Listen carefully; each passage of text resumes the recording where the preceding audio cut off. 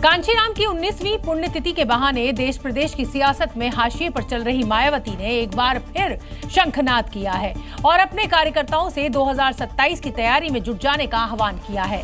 Rally में मायावती के निशाने पर रहे अखिलेश यादव, जिन्हें मायावती ने दोधारी करार दिया, तो वहीं योगी सरकार की तारीफ करने से भी गुरेज नहीं किया, लेकिन ये भी साफ कर दिया कि उन्हें चुनावी बैतरणी पार करने के लिए किसी सहारे की जरूरत नहीं। मंच से गरजती मायावती का ये आत्मविश्वास अकारण नहीं था। उसके पीछे थी हजारों की तादाद में पहुंची ये भीड़, जो करीब 9 साल बाद राजधानी लखनऊ को नीला कर रही थी, जिनका शोर धरती और आसमान को एक कर रहा था। कांशीराम स्मारक स्थल पर लगे आई लव बीएसपी और आई लव मोहम्मद के पोस्टर अखिलेश यादव के पीडीए फॉर्मूले के चीथड़े उड़ा रहे थे। जेल रोड पर ये आई लव मोहम्मद और आई लव बीएसपी का बड़ा सा होर्डिंग पोस्टर लगा हुआ है। मायावती ने अखिलेश यादव और सपा के साथ ही कांग्रेस पर जमकर निशाना साधा, लेकिन दूसरी तरफ योगी सरकार की तारीफ करती नजर आई। जब ये सत्ता से बाहर हो जाते हैं तब इनको हमारे संत गुरु और महापुरुष याद आते हैं। वर्तमान राज्य सरकार की भी बहुत बहुत आभारी है।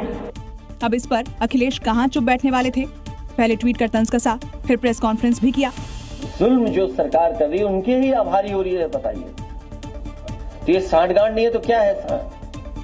माया की रैली आने वाले दिनों में कितनी असर पैदा करती है, देखना दिलचस्प होगा। करीब 9 साल बाद लखनऊ में रैली कर बहुजन समाज पार्टी की सुप्रीमो मायावती ने न सिर्फ प्रदेश की राजनीति में हलचल बढ़ा दी है, बल्कि बिहार का सियासी पारा भी बढ़ा दिया है। बहुजन समाज को अखिलेश यादव और उनके साथियों से बचने की सलाह देने का सीधा सा मतलब है कि बिहार में होने वाले चुनाव में महागठबंधन से दूरी बनाने की नसीहत। मैं सपा मुखिया। मायावती के इस आह्वान ने महागठबंधन के होश उड़ा दिए। बिहार में चुनाव की तारीखों के ऐलान के साथ ही मायावती ने सभी सीटों पर अकेले चुनाव लड़ने का ऐलान कर दिया था। अब लखनऊ की रैली के जरिए हुंकार भी भर दी है। भतीजा आकाश आनंद के बीते दिनों किए गए बिहार दौरे से मायावती को फीडबैक मिल ही गया था। बिहार में दलित वोटर्स की बात करें तो ये तकरीबन 19.65% है, जबकि मुस्लिम वोटर्स का आंकड़ा 17% पर है और इसी पर मायावती की नजर है। मायावती अकेले चुनाव क्यों लड़ रही है, इसका कारण उदाहरण से समझिए। पहला उदाहरण, 1993 में सपा के साथ बीएसपी ने गठबंधन किया, नतीजा बसपा 67 सीटों पर ही जीत पाई। दूसरा उदाहरण, 1996 में कांग्रेस के साथ गठबंधन हुआ, नतीजा बसपा फिर से 67 सीटें ही जीत पाई। तीसरा उदाहरण, 2002 में बसपा अकेले चुनाव लड़ी और 100 से ज्यादा सीट लाने में कामयाब रही। चौथा उदाहरण, 2007 में एक बार फिर से अकेले चुनाव लड़ी और नतीजा 200 से ज्यादा सीटें जीतने में कामयाब रही। ऐसे में मायावती का बिहार में अकेले उतरना एनडीए और महागठबंधन दोनों के लिए खतरे की घंटी बन सकता है। बिहार विधानसभा चुनाव को लेकर एनडीए में सीट शेयरिंग का मुद्दा नहीं सुलझ पाया है। सबसे ज्यादा पेच चिराग पासवान ने फंसा रखा है। दिल्ली में डेरा जमाए चिराग पासवान से नित्यानंद राय लगातार मुलाकात कर रहे हैं। सब ठीक होने का दावा भी पेश किया जा रहा है, लेकिन अब तक ये बात नहीं बन पाई है। और अब चिराग के तेवर को देखते हुए सवाल उठ रहे हैं कि उनके मन में चल क्या रहा है। चिराग ने ये कहकर सियासी पारे को और गरमा दिया है कि जब तक मंत्री हूँ तब तक मंत्रालय की जिम्मेदारी भी है। बातचीत चल रही है, ऐसे में मेरे ऊपर और भी जिम्मेदारियां हैं।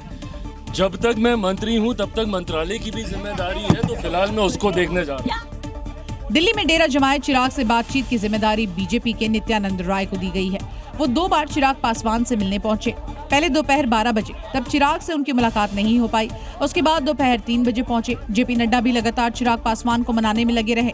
हालांकि नित्यानंद राय का कहना है कि चिराग नाराज नहीं है। नाराज नहीं है बस। चिराग पासवान अपनी पार्टी के लिए 35 सीट की मांग कर रहे हैं और सूत्रों के मुताबिक बीजेपी ने 22 सीट की पेशकश की है, जिससे चिराग नाराज है और अब 25 से 30 सीट पर मनाने की कोशिश हो रही है। किसी भी चुनाव से पहले चिराग पासवान के रूठने और बीजेपी के मनाने का सिलसिला बहुत पुराना है और पुराने दिनों को याद करें तो ये भी तय है कि चिराग मानेंगे और कहीं नहीं जाएंगे। बिहार विधानसभा चुनाव में आरजेडी नेता तेजस्वी यादव ने हर घर जॉब का एक बड़ा दांव खेल दिया है। पटना में तेजस्वी यादव ने सरकार बनने के 20 दिन के अंदर हर परिवार के एक सदस्य को सरकारी नौकरी देने का वादा किया है। इसे तेजस्वी यादव का बड़ा सियासी दांव कहा जा रहा है। और आरजेडी नेता तेजस्वी यादव ने बिहार विधानसभा चुनाव में अब तक का सबसे बड़ा चुनावी वादा कर दिया। हर घर को सरकारी जॉब दी जाएगी, जॉब यानी जश्न बिहार। जी हाँ, आपने सही सुना। तेजस्वी यादव ने हर घर में एक सरकारी नौकरी का वादा किया है और महागठबंधन की सरकार बनने के 20 दिन के अंदर तेजस्वी अपना वादा पूरा करेंगे। बिहार में अब नौकरी का नव जागरण होगा और जो मेरी पहली जो घोषणा है, बिहार के जिस भी परिवार के पास सरकारी नौकरी नहीं है, ऐसे हर परिवारों को एक नया अधिनियम बना करके अनिवार्य रूप से उन परिवार में नौकरी जो है दी जाएगी। तेजस्वी यादव ने हर घर सरकारी नौकरी की गारंटी का वादा कर समाज के हर तबके को साधा है। अब जनता उनके इस वादे पर कितना भरोसा करती है, ये देखना महत्वपूर्ण होगा, क्योंकि वादे को पूरा करने के लिए उन्हें 20 महीने में 1.5 से 1.25 करोड़ लोगों को सरकारी नौकरी देनी पड़ेगी। बात करेंगे बिहार में 3 उप मुख्यमंत्री वाले दांव की। अभी तक एक मुख्यमंत्री और 2 उप मुख्यमंत्री का फॉर्मूला तो बिहार के लोगों ने देखा है, लेकिन अब खबर मिल रही है कि मुकेश सहनी को शांत करने के लिए तेजस्वी यादव ने 3 उप मुख्यमंत्री का फॉर्मूला सामने रख दिया है। सूत्रों से जो खबर हमें मिल रही है उसके मुताबिक दलित, मुस्लिम और ईबीसी कोटे से महागठबंधन डिप्टी सीएम बना सकता है। और इसकी चर्चा तब तेज हुई जब वीआईपी प्रमुख मुकेश सहनी ताल ठोक कर कहने लगे कि वो तेजस्वी सरकार में डिप्टी सीएम बनेंगे। हम हैं, सरकार बनाएंगे, डिप्टी सीएम बनेंगे, ठीक है। मुकेश सहनी के दबाव के बाद जो खबर है उसके मुताबिक महागठबंधन सीएम के साथ 3 डिप्टी सीएम के फेस पर चुनाव लड़ेगा। तेजस्वी यादव मुख्यमंत्री का चेहरा होंगे। इसके अलावा दलित, मुस्लिम और ईबीसी को डिप्टी सीएम फेस बनाया जाएगा। अभी एनडीए में कुर्मी जाति के नीतीश कुमार सीएम हैं। सम्राट चौधरी कोइरी और भूमिहार जाति से विजय कुमार सिन्हा आते हैं। यानी नीतीश की सोशल इंजीनियरिंग की काट के लिए तेजस्वी ने नया दांव चला है। अब देखना है कि वो कौन 3 चेहरे हैं जिसे महागठबंधन डिप्टी सीएम के उम्मीदवार के तौर पर प्रोजेक्ट करता है। और अब बात जन स्वराज के अंदर बगावत की करेंगे। प्रशांत किशोर की पार्टी ने जैसे ही 51 सीटों पर उम्मीदवारों की सूची जारी की, वैसे ही पार्टी में बगावत के सुर तेज हो गए। कार्यकर्ताओं ने गलत लोगों को टिकट देने का आरोप लगा दिया और फिर जमकर हंगामा हुआ। और इधर जन स्वराज के टिकट की घोषणा हो रही थी, उधर पटना के पार्टी कार्यालय में हंगामा शुरू हो गया। समर्थकों ने गलत लोगों को टिकट देने के गंभीर आरोप तक लगा दिए। एक नाराज समर्थक ने तो यहाँ तक दावा कर दिया कि अब कई लोग पार्टी को छोड़ देंगे। यही आया कि आपका आरसीपीसी का इशारे पर सब नालंदा जिला में ऐसा काम किया जाए। हम विरोध करेंगे। एकदम देखिए ना कितना तरह इस्तीफा मिलेगा। जन स्वराज की पहली सूची जारी होने के बाद कार्यकर्ताओं का गुस्सा 7वें आसमान पर है। कोई आरसीपी सिंह पर आरोप लगा रहा है तो कई खुद के खिलाफ साजिश की बात कह रहा है। हो गया, जुर्म हो गया। जो कैंडिडेट कभी नहीं गया जनता के बीच में, उसको टिकट की सीट को। पटना में जन स्वराज ने अपनी पहली सूची में 51 उम्मीदवारों के नाम का ऐलान किया। पार्टी की ओर से बताया गया कि प्रशांत किशोर कहीं से विधानसभा चुनाव नहीं लड़ेंगे, लेकिन राघोपुर से प्रचार अभियान की शुरुआत करेंगे। लेकिन उसके पहले जिस तरह से पार्टी में टिकट जारी होते विरोध के सुर उभरे हैं, वो अभियान की धार को जरूर कुंद करेंगे।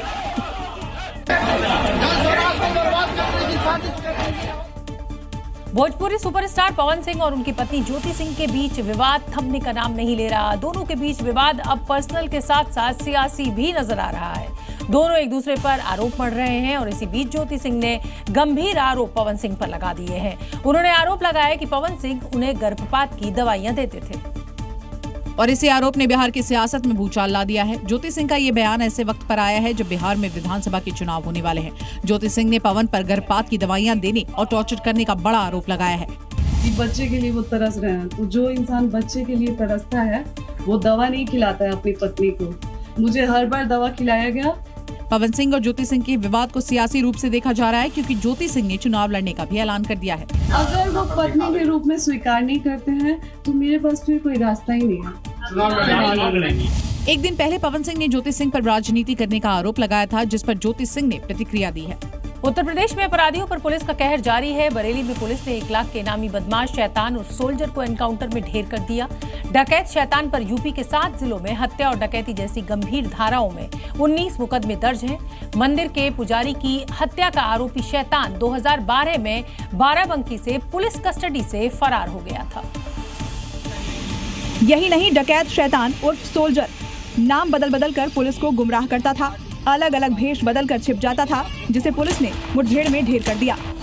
यूपी को अपराध मुक्त करने का संकल्प जो सीएम योगी आदित्यनाथ ने लिया था, उसी के मुताबिक अपराधियों को ठिकाने लगाया जा रहा है।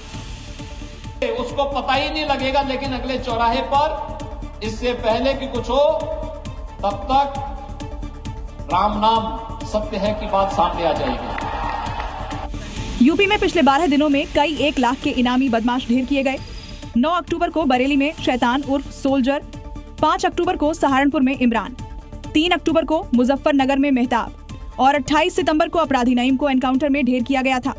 मतलब साफ है कि अपराध करने वालों के लिए यूपी में कोई जगह नहीं है, चाहे वो कितना बड़ा अपराधी क्यों ना हो। उत्तर प्रदेश में अगर अपराध किया है तो पुलिस बख्शने वाली नहीं है। मेरठ में मर्डर का वीडियो बनाकर अपराधी हमजा दिल्ली में छिपने आया था, लेकिन उसे नहीं पता था कि वो यूपी पुलिस के निशाने पर है। लिहाजा यूपी और दिल्ली पुलिस की संयुक्त कार्रवाई में उसका एनकाउंटर हो गया। और ये देखिए 2 तस्वीरें। पहली तस्वीर आरोपी हमजा की है, जिसमें उसने मेरठ में मर्डर का वीडियो बनाया था, और दूसरी तस्वीर एनकाउंटर के बाद की है, जहां उसे दिल्ली के रोहिणी में क्राइम ब्रांच और यूपी पुलिस की संयुक्त कार्रवाई में एनकाउंटर कर गिरफ्तार कर लिया गया। हमजा ने सोचा था कि मर्डर करने के बाद योगी फोर्स से बच जाएगा। उसे नहीं पता कि बाबा का ऑर्डर अपराध और अपराधियों को जड़ से खत्म करने का है। अब ये 4 तस्वीरें देखिए। फिरोजाबाद में कुख्यात हिस्ट्री शीटर को मुठभेड़ के बाद गिरफ्तार किया गया। शामली में गो तस्करी का एक आरोपी शिकंजे में है। उन्नाव में तो चोरी के कुछ घंटों बाद ही आरोपियों का एनकाउंटर हो गया। तो वहीं प्रतापगढ़ में 25,000 के इनामी बदमाश शमीम मुठभेड़ के बाद गिरफ्तार किया गया। इसीलिए यूपी में अपराधी अब क्राइम करने से पहले बार बार सोचते हैं, क्योंकि योगी राज में अपराध समझो यमराज से मुलाकात। कानपुर धमाके की जांच में एक चौंकाने वाला खुलासा सामने आया है। जांच में सामने आया है कि मुस्लिम बहुल इलाके में बड़े पैमाने पर अवैध पटाखे रखे गए थे और इसी वजह से ये धमाका हुआ है। यूपी पुलिस का एक्शन जारी है और अभी तक 12 लोग हिरासत में भी लिए जा चुके हैं। ब्लास्ट का सीसीटीवी फुटेज भी अब सामने आया है, जिसमें साफ साफ दिख रहा है कि दुकान में तख्त के नीचे पटाखों का डब्बा रखा है। उसमें किसी वजह से आग लगी और लो इंटेंसिटी ब्लास्ट हुआ। ये पटाखे दिवाली में बेचने के लिए अवैध तरीके से रखे गए थे। अब तक इस ब्लास्ट में 12 लोगों को हिरासत में लिया गया। 5 पुलिसकर्मी सस्पेंड हुए। वहीं पुलिस ने 2.5 क्विंटल अवैध पटाखे बरामद किए और इस ब्लास्ट में 8 लोग जख्मी हुए। खालिस्तान जिंदाबाद फोर्स द्वारा जो क्लेम किया जा रहा है वो पूरी तरह से झूठा है। ये लोकल घटना है। इलीगल पटाखों को रखने का, स्टोर करने की घटना है। लेकिन कानपुर तो सिर्फ ट्रेलर था। अब योगी फोर्स एक्शन में है। दोबारा ऐसी घटना न हो, इसके लिए जगह जगह छापेमारी चल रही है। जहां भी अवैध पटाखे रखे गए हैं वहां यूपी पुलिस पहुंच रही है और उनके मालिकों पर शिकंजा कस रही है। और अब बात प्रयागराज की करेंगे, जहां उत्तर प्रदेश पुलिस ने कुख्यात अपराधी कादिर के घर पर कुर्की का नोटिस चस्पा किया है। और इसमें सबसे बड़ी बात यह है कि जब पुलिस इस नोटिस को चस्पा करने कादिर के घर पहुंची तो उसने बाकायदा ढोल और नगाड़ा बजाया। और बाकायदा पुलिस ढोल नगाड़े के साथ कादिर के घर पर पहुंची। बीच सड़क पर जमकर नगाड़ा बजा। इसके बाद पुलिस के अधिकारी कादिर के घर पहुंचे और नोटिस चस्पा किया। आप तस्वीरें देख सकते हैं कैसे पुलिस के साथ बैंड वाले मौजूद हैं और बीच सड़क जमकर ढोल बजाया जा रहा है। पुलिस ने कादिर और उसके भतीजे कासिफ के साथ और आरोपी के घर पर नोटिस चस्पा किया है। आपको बता दें कि आरोपी कादिर पटाखा व्यापारी है, जो धोखाधड़ी और ठगी के मामले में फरार चल रहा है। उसके खिलाफ शाहगंज समेत कई थानों में FIR दर्ज है। अगर वो तय समय सीमा के अंदर गिरफ्तार नहीं हुआ तो पुलिस कुर्की की कार्रवाई करेगी। जाकिर नाइक के भारत से भागे हुए करीब 10 साल होने को आए हैं। मनी लॉन्ड्रिंग और उग्रवाद फैलाने के आरोप लगने के बाद से तथाकथित इस्लामिक स्कॉलर जाकिर नाइक 2016 से मलेशिया में रह रहा है, लेकिन उसका भारत प्रेम रह रहकर छलक ही जाता है। यहाँ तक कि बीते दिनों भारत के कट्टर दुश्मन पाकिस्तान की जमीन पर भी ये प्यार देखने को मिला। जाकिर पाकिस्तान में किसी कार्यक्रम में शामिल होने पहुंचा था और अचानक अपनी तकरीर में पाकिस्तान पहुंचने के दौरान हुई परेशानी का जिक्र करने लगा। दरअसल PIA यानी पाकिस्तान एयरलाइंस ने जाकिर से लगेज पर चार्ज वसूल लिया था। जाकिर की इस तिलमिलाहट, इसका मतलब है कि उसकी फंडिंग में कमी आई है और उसकी पूछ भी पहले के जैसी नहीं रही। ऐसे में भारत में मिल रही मलाई की तो याद आएगी ही। भारतीय वायुसेना की 93वीं वर्षगांठ पर आयोजित डिनर पार्टी का मेन्यू सोशल मीडिया पर खूब वायरल हो रहा है। और दरअसल इस मेन्यू में व्यंजनों के नाम ऑपरेशन सिंदूर में तबाह हुए आतंकी ठिकानों के नाम पर रखे गए थे। और दिलचस्प की बात ये रही कि इस मेन्यू का नाम 93 years of IAF, Infallible, Impervious and Precise रखा गया, जिसका मतलब था 93 साल भारतीय वायुसेना के अचूक, अभेद्य और सटीक। वायुसेना की डिनर पार्टी भी थी, जिसके मेन्यू में Rawalpindi chicken tikka masala, Rafiki Rahra mutton, भुलारी paneer मेथी मिलाई, शुकुर शाम सवेरा कोफ्ता, सरगोदा दाल मखनी, जकोकाबाद मेवा पुलाव, बहावलपुर नान और डेजर्ट में बालाकोट तिरामिसू, मुजफ्फराबाद कुल्फी फालूदा, मुरीद के मीठा पान। सभी डिश के नाम उन सभी आतंकी ठिकानों के नाम पर रखा गया था जो कि ऑपरेशन सिंदूर के दौरान भारतीय सेना ने तबाह किए थे। ऑपरेशन सिंदूर के दौरान 9 आतंकी ठिकानों को नष्ट किया गया था। त्योहारों पर जहां एक तरफ आप खरीदारी की प्लानिंग कर रहे हैं तो दूसरी ओर मिलावटखोरों और नकली सामान बेचने वालों की अपनी ही प्लानिंग चल रही है। जूते, कपड़े और ज्वेलरी नकली हो तो एक बार को चल भी जाए, लेकिन जब दूध, घी, फल, मावा, सब्जी जैसे रोजमर्रा की चीजों की आड़ में जहर परोसा जाने लगे तो फिर क्या किया जाए। उत्तर प्रदेश में तो योगी आदित्यनाथ सरकार ने इसके खिलाफ अभियान छेड़ दिया है। इसी कड़ी में फूड डिपार्टमेंट ने नोएडा सेक्टर 115 स्थित एक मिठाई के गोदाम पर छापा मारा। मिठाई की इस फैक्ट्री में बड़े पैमाने पर मिठाइयों का निर्माण चल रहा था, जिन्हें कई मिठाई की दुकानों तक सप्लाई किए जाने की तैयारी थी। छापेमारी के दौरान गोदाम में बड़ी मात्रा में दूषित मिठाइयां पाई गई। फूड विभाग ने 6 मिठाइयों के सैंपल लिए और तकरीबन 1100 किलो से ज्यादा मिठाइयों को नष्ट किया। ये कहानी सिर्फ मिलावट की नहीं थी, बल्कि पुरानी और खराब मिठाइयों को दोबारा नया रूप दिया जा रहा था। बिल्कुल उसी तरह जैसे एक दिन पहले दिल्ली में नकली इंजन ऑयल, नकली घी बनाकर बेचने की तैयारी थी, नोएडा में नकली मिठाई बनाई जा रही थी। सोचिए, जो त्योहार हमें रिचार्ज करने के लिए शुरू किए गए थे, आज उसकी आड़ में हमें डिस्चार्ज यानी बीमार करने की फैक्ट्रियां चल रही हैं। अब खबर राजस्थान के झुंझुनू से है, जहां पुलिस ने 4 बदमाशों को पकड़ा और उनकी जमकर मरम्मत की और उसके बाद कस्बे में जुलूस निकाला। इस दौरान बदमाश ठीक से चल नहीं पा रहे हैं। देखिए, पुलिस 4 बदमाशों को कस्बे में घुमा रही है। ये बदमाश मुश्किल से अपने पैरों पर खड़ा हो रहे हैं, लंगड़ा कर चल रहे हैं, क्योंकि पकड़ने के बाद पुलिस ने इनकी जमकर धुनाई की है। इस दौरान बदमाश कह रहे हैं, गलती हो गई, दोबारा ऐसा नहीं करेंगे, रील भी नहीं डालेंगे। गिरफ्तार सभी बदमाश जिले के टॉप 10 बदमाशों में शामिल हैं। इनके खिलाफ लूट और वीडियो बनाकर धमकी देने के आरोप हैं। उत्तर प्रदेश पुलिस की तरह राजस्थान पुलिस भी अपराधियों का इस तरह से इलाज कर रही है। गुजरात के गांधीनगर में गरबा पंडाल में पथराव करने वालों पर बड़ी कार्रवाई देखने को मिली। यहां प्रशासन ने अवैध तरीके से किए गए कब्जे को बुलडोजर से ढहा दिया। दरअसल 25 सितंबर को आई लव मोहम्मद और आई लव महादेव स्टेटस को लेकर दंगाइयों ने यहां बवाल मचाया था और अब उन्हीं दंगाइयों के अवैध कब्जे पर भूपेंद्र दादा का बुलडोजर चल गया। अतिक्रमण पर कार्रवाई करने के लिए 1 नहीं, 2 नहीं, 3 नहीं, बल्कि 20 बुलडोजर पहुंचे। इसके बाद अवैध तरीके से बनी इमारत को मलबे में तब्दील किया गया। कार्रवाई के दौरान 500 से अधिक पुलिस के जवानों की तैनाती की गई, जिससे माहौल बिगाड़ने पर वक्त रहते काबू किया जा सके। दरअसल 25 सितंबर को आई लव मोहम्मद और आई लव महादेव स्टेटस को लेकर बवाल हुआ था। इसी दौरान विशेष समुदाय के लोगों ने गरबा पंडाल के पास हिंदू इलाके में पत्थरबाजी की। यही नहीं, दुकानों को आग लगा दी गई, जिससे हिंसा भड़क गई। इसी मामले में एक्शन लेते हुए प्रशासन ने 186 अवैध प्रॉपर्टी को नोटिस भेजा था। राजस्थान में भजनलाल सरकार के सख्त निर्देश का असर है कि प्रदेश की नगर पालिका और नगर निगम हो या फिर विकास प्राधिकरण, जहां भी अवैध निर्माण देख रहे हैं, बुलडोजर लेकर पहुंच जा रहे हैं। ताजा मामला जयपुर से सामने आया है, जहां जयपुर विकास प्राधिकरण यानी JDA ने सरकारी जमीनों पर किए गए अवैध निर्माण पर पीला पंजा चलाया। JDA की प्रवर्तन शाखा ने खोर नागरिया इलाके में इस सरकारी जमीन पर किए गए अवैध निर्माण की पहले ही पहचान कर ली थी और संबंधित लोगों को अवैध निर्माण हटा लेने को भी कह दिया गया था और अब यहां पहुंचकर करीब 40 बीघा सरकारी जमीन को अतिक्रमण मुक्त करा दिया। हालांकि प्रशासन को डर था कि उसे लोगों के विरोध का सामना करना पड़ेगा, इसलिए JDA की टीम पुलिस बल के साथ कार्रवाई के लिए पहुंची थी। JDA को जोन नंबर 10 में हुई इस कार्रवाई के दौरान कई कच्चे और पक्के निर्माणों को एक-एक कर जमींदोज कर दिया गया। भारतीय क्रिकेटर रिंकू सिंह से दाऊद इब्राहिम के गिरोह डी कंपनी का नाम लेकर 10 करोड़ रुपए की रंगदारी मांगने का मामला सामने आया है। मुंबई क्राइम ब्रांच ने खुलासा किया है कि ये धमकी किसी और ने नहीं बल्कि डी कंपनी ने दी थी।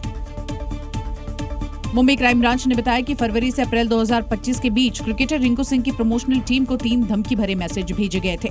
इस मामले में पुलिस ने मोहम्मद दिलशाद उर्फ नौशाद को गिरफ्तार किया है। नौशाद को हाल ही में एनसीपी के नेता और पूर्व मंत्री बाबा सिद्दीकी के बेटे जिशान सिद्दीकी को धमकी देने के मामले में पकड़ा था। नौशाद से पूछताछ के दौरान खुलासे में बताया गया कि उसने भारतीय क्रिकेटर रिंकू सिंह से भी 10 करोड़ रुपए की फिरौती मांगी थी। दोनों मामलों में आरोपी ने खुद को डी कंपनी का सदस्य बताते हुए फिरौती न देने पर जान से मारने की धमकी दी थी। पुलिस ने मोहम्मद दिलशाद नौशाद को त्रिनिदाद और टोबैको से प्रत्यर्पित किया था। IPL में KKR से खेलने वाले रिंकू सिंह की सगाई जौनपुर के मछली शहर से सांसद प्रिया सरोज से हुई है। बॉलीवुड एक्ट्रेस दीपिका पादुकोण एक बार फिर से सुर्खियों में है और अब की बार वजह कोई फिल्म नहीं बल्कि एक एड है, जिसमें दीपिका मरून रंग के हिजाब में शेख जायद ग्रैंड मस्जिद में नजर आ रही हैं। और इस एड का विरोध शुरू हो गया। दरअसल दीपिका और रणबीर सिंह को अबू धाबी टूरिज्म का ब्रांड एम्बेसडर बनाया गया और इस एड में दीपिका अबू धाबी की एक मस्जिद में हिजाब में नजर आई।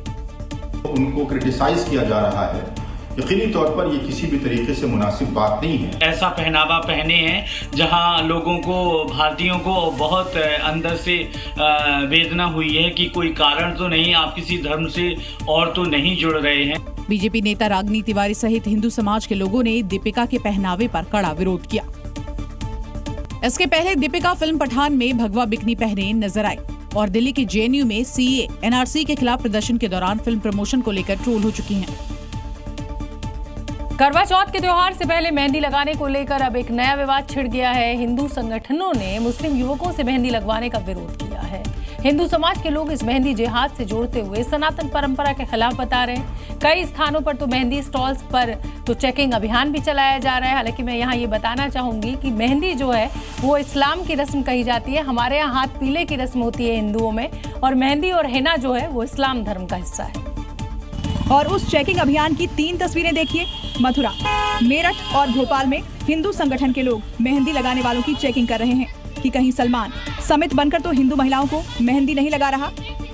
ये तस्वीर मेरठ की है, जहां महिलाएं मेहंदी की दुकानों में बैठी हैं और अपने हाथों पर करवा चौथ की मेहंदी लगवा रही हैं और उन्होंने दूसरे समुदाय के लोगों से मेहंदी लगवाने के लिए साफ मना कर दिया है। हम अपने हिंदू बहनों से ही मेहंदी लगवाना ज्यादा पसंद करते हैं। उनकी हिंदू धर्म में आस्था नहीं, उनका इन धर्म से वास्ता भी नहीं।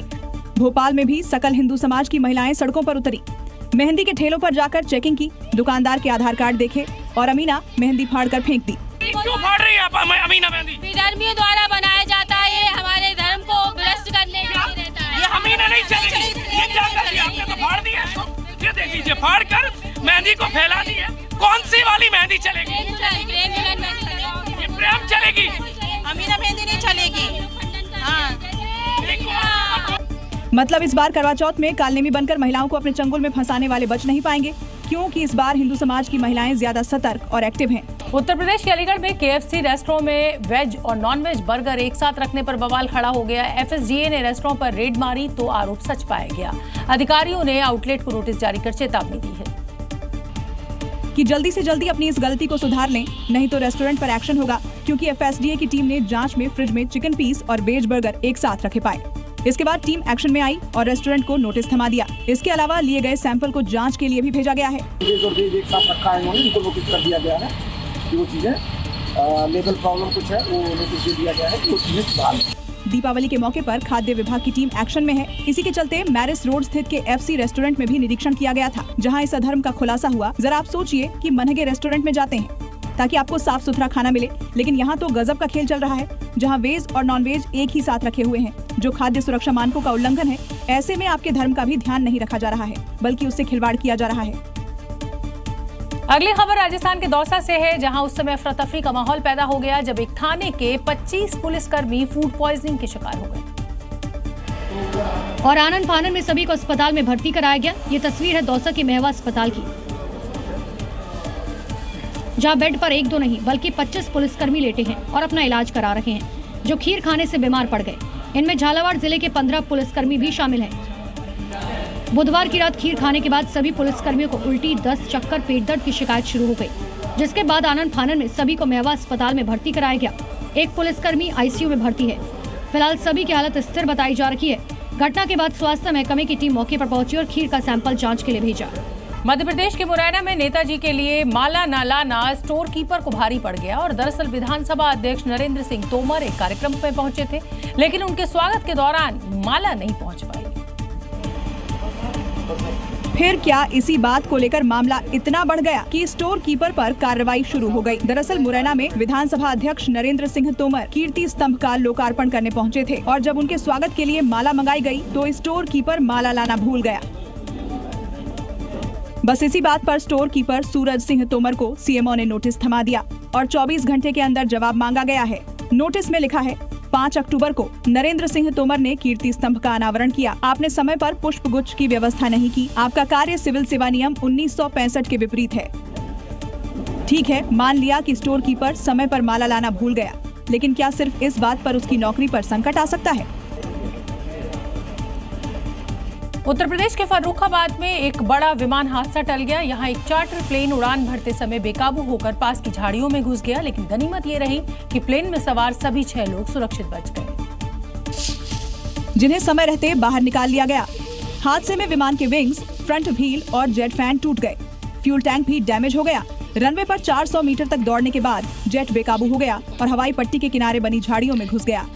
विमान रनवे के किनारे से फिसल गया और करीब 50 से 60 मीटर दूर घास और झाड़ियों में घुस गया।